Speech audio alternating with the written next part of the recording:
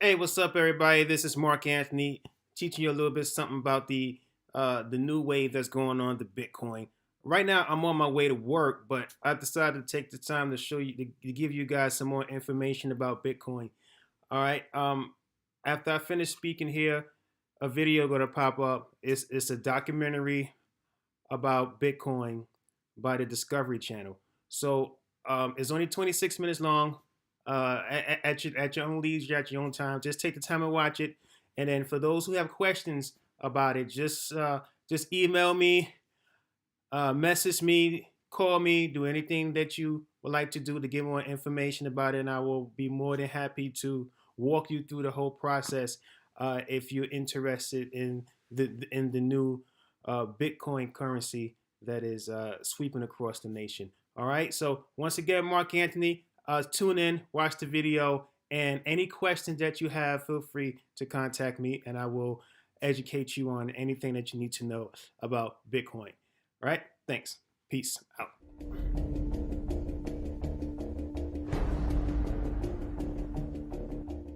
I love Bitcoin. Manipulating the supply of money has short-term and long-term consequences.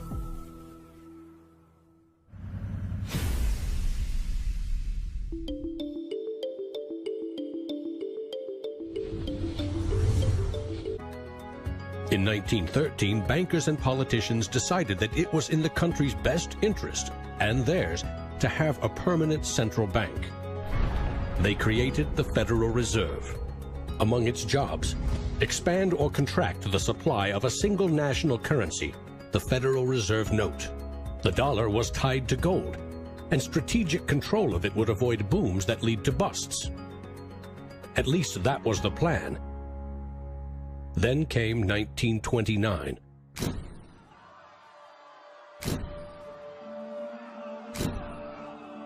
The Great Depression would have a profound effect on monetary policy worldwide. I shall ask the Congress for the one remaining instrument to meet the crisis: broad executive power. Soon, the Fed had printed nearly all the money it legally could to pump life back into the economy. It needed gold to fire up the mint. So in 1933, President Roosevelt issued a controversial executive order, forcing all U.S. citizens to sell their gold to the Federal Reserve at a fixed price, or go to prison. In 1971, President Nixon settled the matter. He severed United States currency from the gold standard.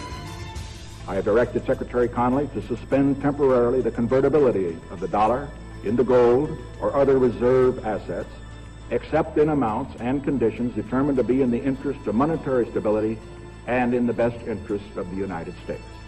Never again could anyone legally demand U.S. government gold in exchange for paper dollars. For better or worse, the dollar was now backed solely by the full faith and credit of the United States government. The wealthiest nation the world had ever known would bet its future on a single word: trust. What is the wealth of the nation?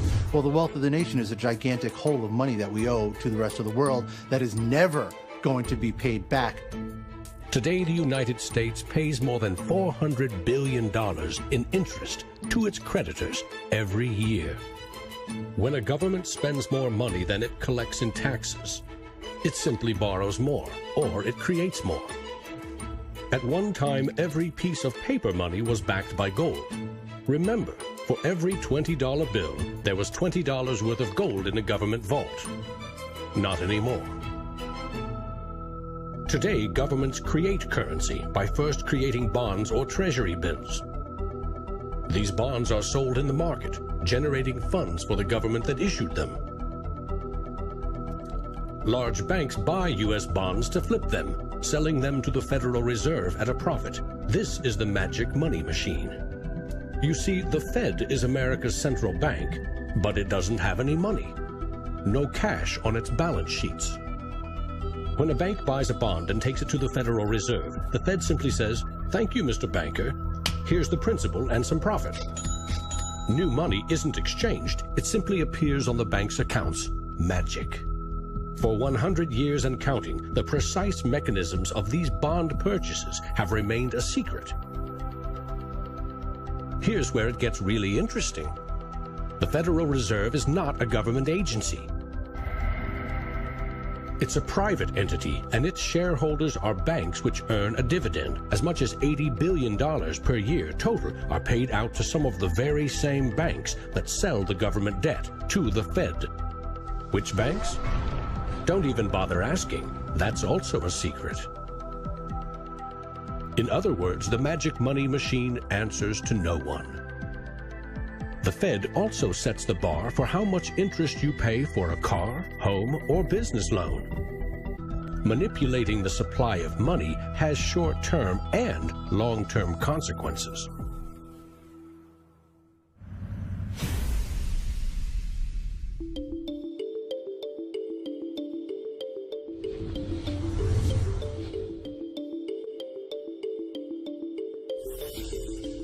Central banks aim to create new money carefully, strategically, and very, very slowly.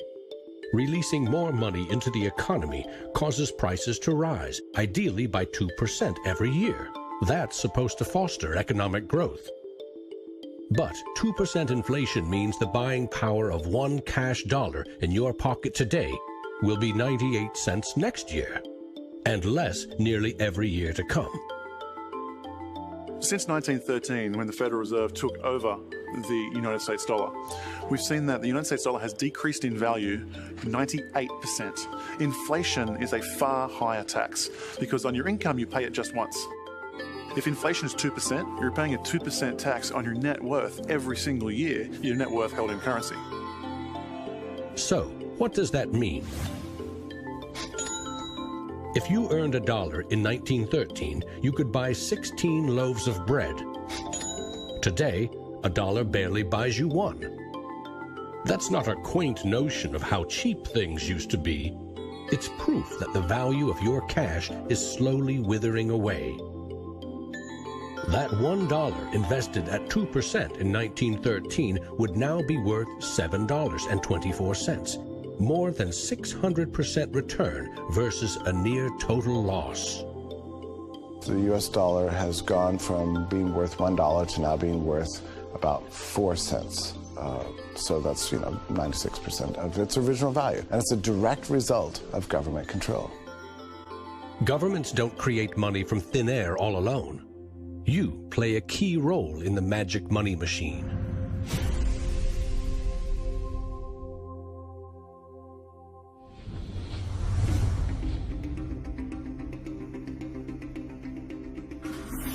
It's not really the central banks that are the problem. I mean, they're part of the problem, but the real problem is that we've given the power to create money to the same banks that caused the financial crisis. We put our paychecks and savings into a bank account and draw from it as we need it. The banks are custodians of our money. Right? Wrong. It is now the property of the bank on their balance sheets. They can do just about anything they want with it. For example, create new money. Here's how.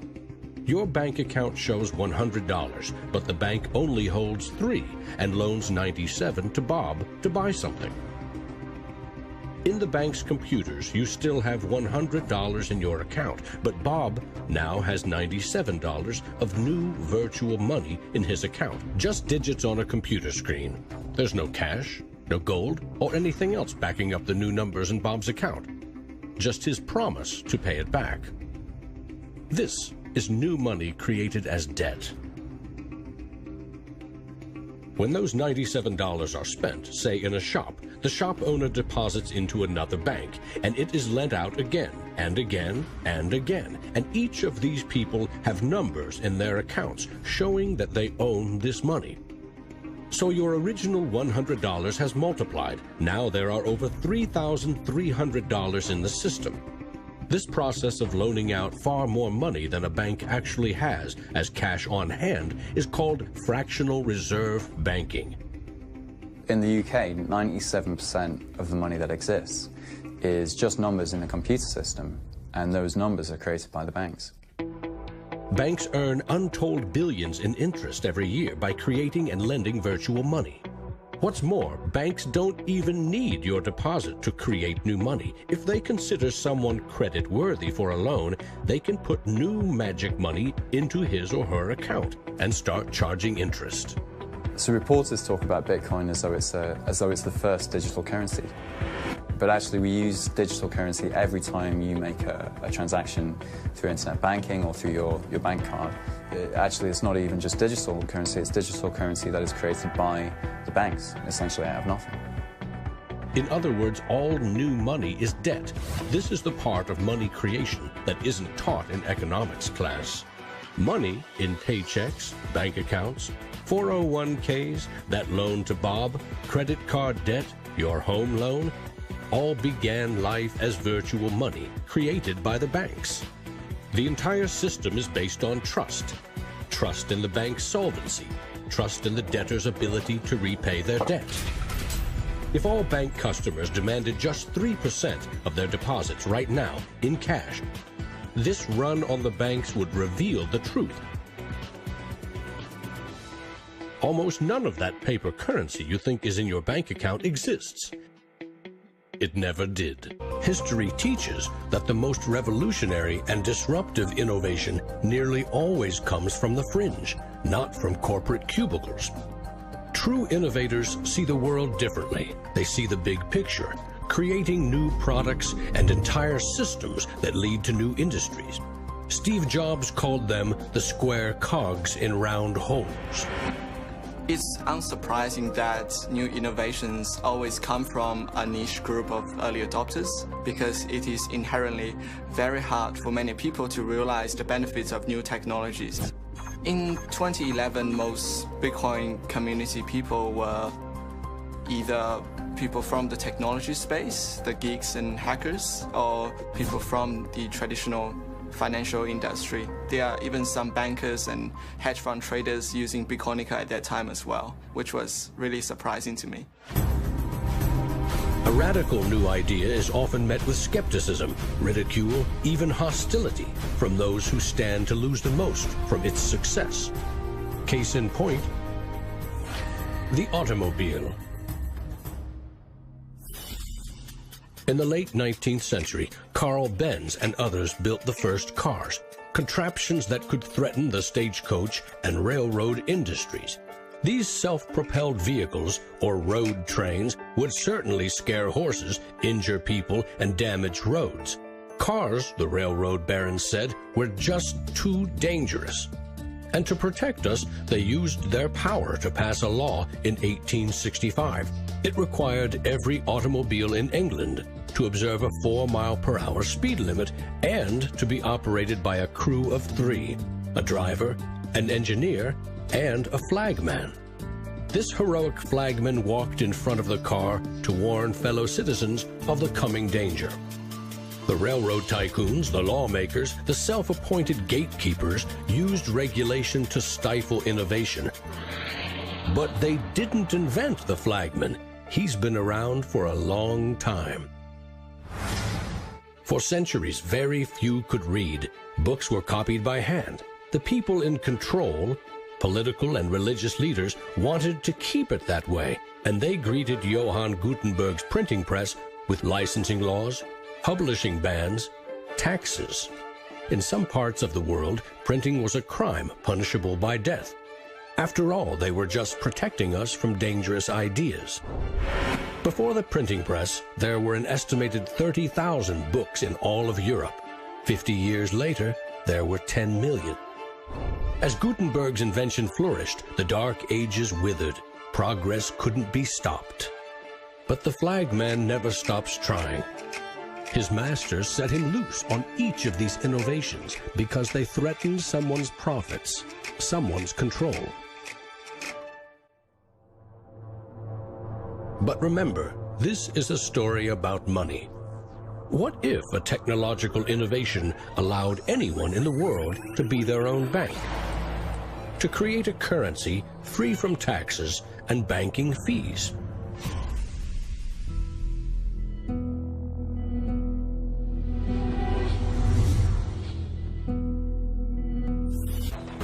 Who is Archimedes?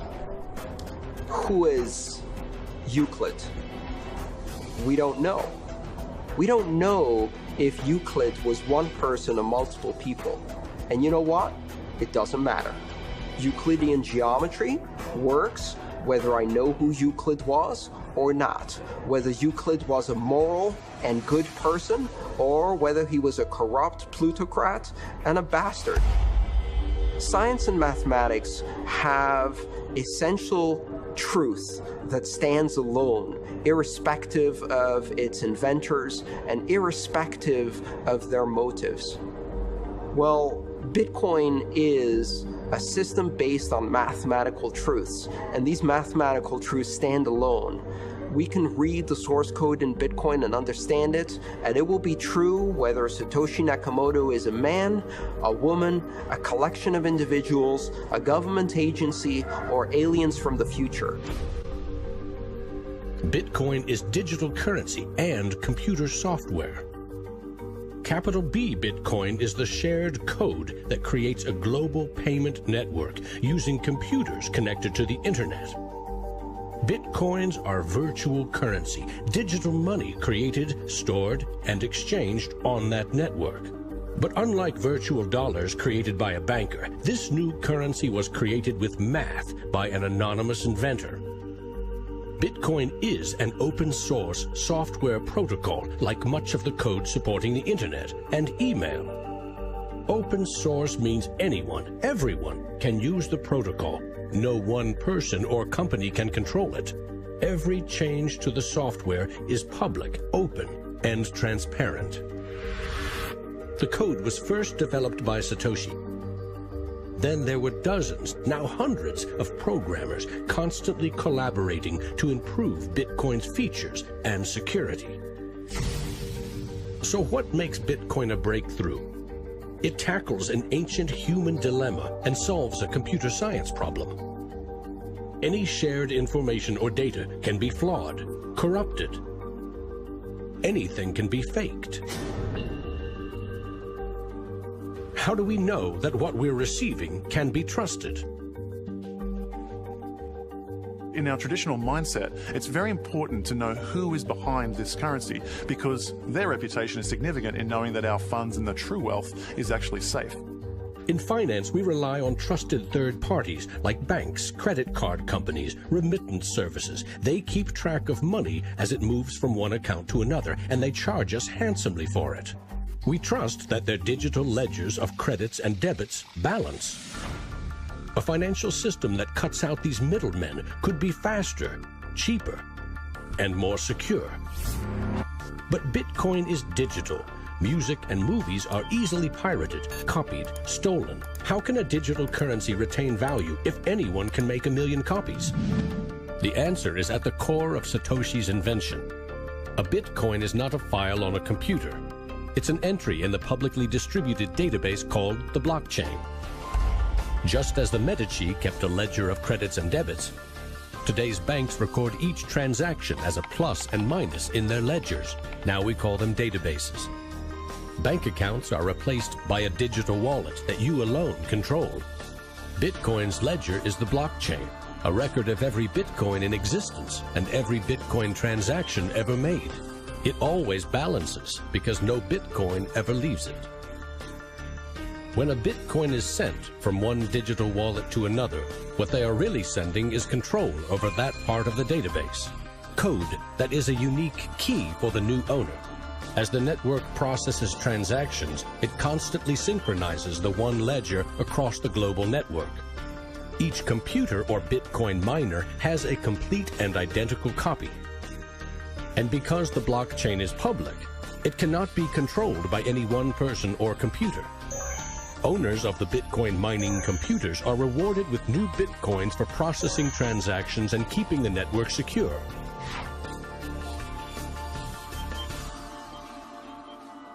In other words, the Bitcoin network replaces banks and bankers.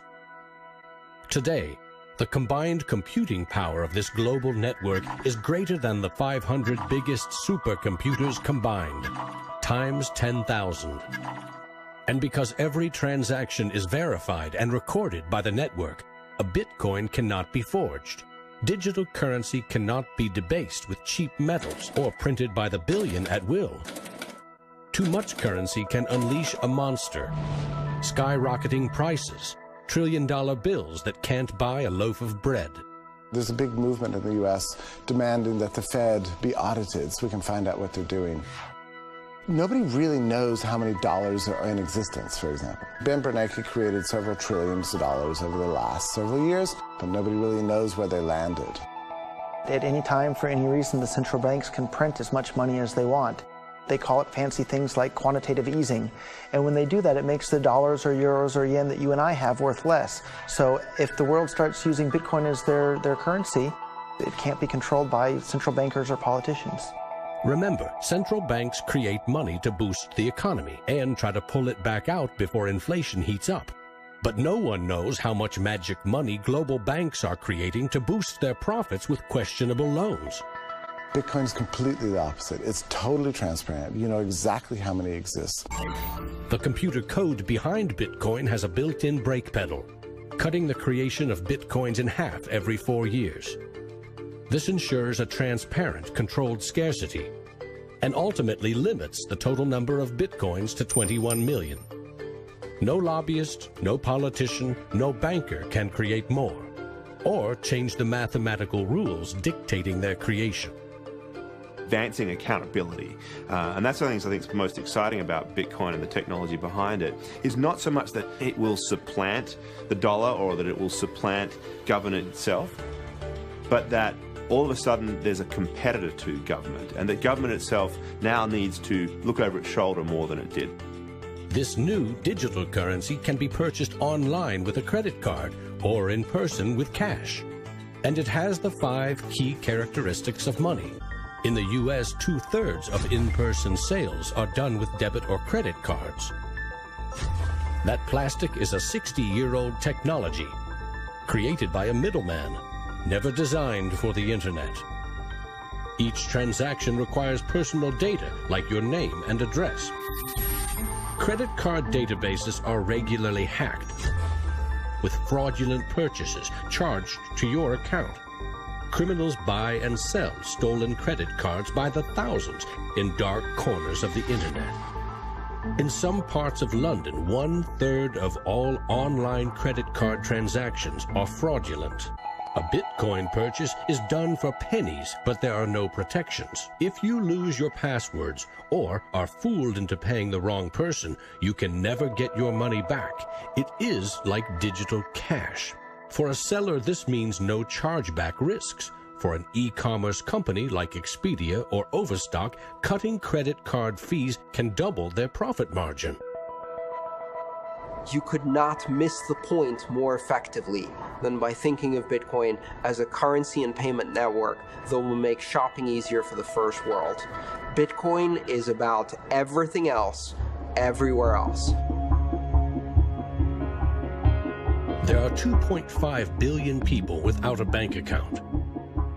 With Bitcoin, a mobile phone with an internet connection is now a bank with access to the global marketplace. What happens when Bitcoin services and infrastructure and Bitcoin wallets and payment processors start going into these countries? These people will be able to gain benefits from trade where they could not previously.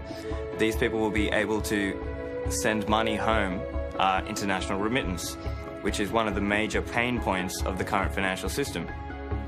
Yeah, if I send $100, with banks it's going to cost me 20%, Western Union is going to cost 10%, other options that are competing with Western Union is still going to be about 5%.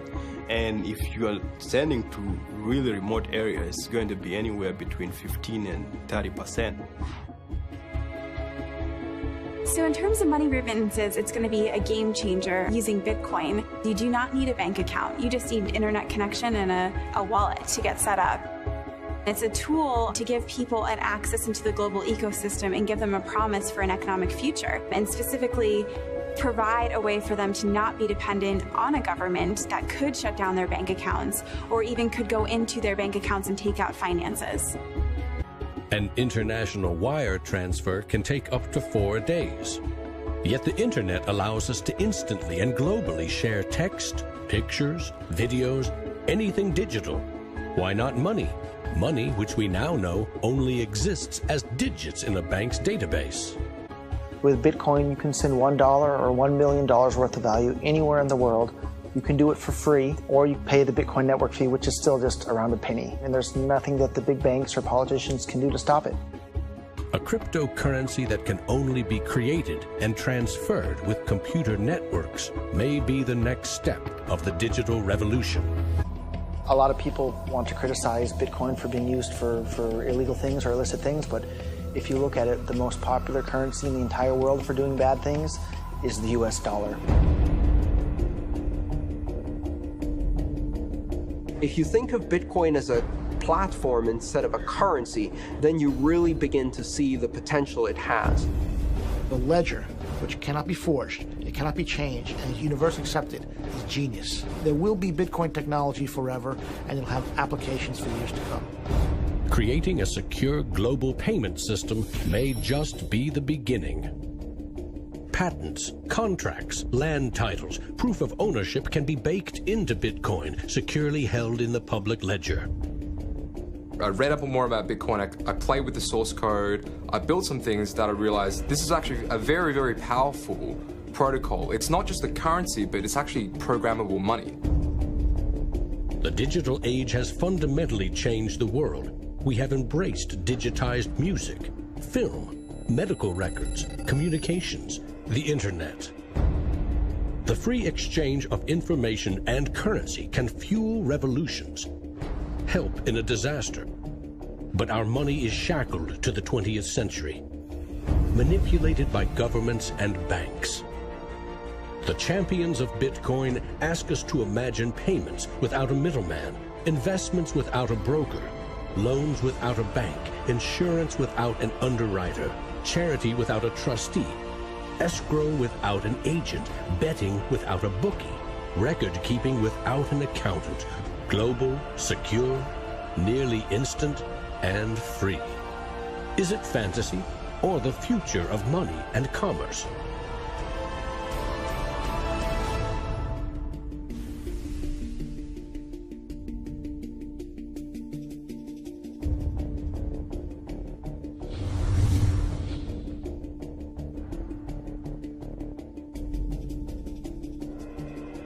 I love Bitcoins. I'm really into Bitcoin.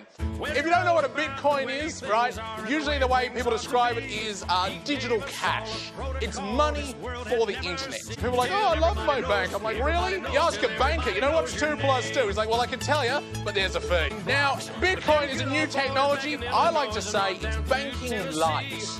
All of the convenience, none of the evil.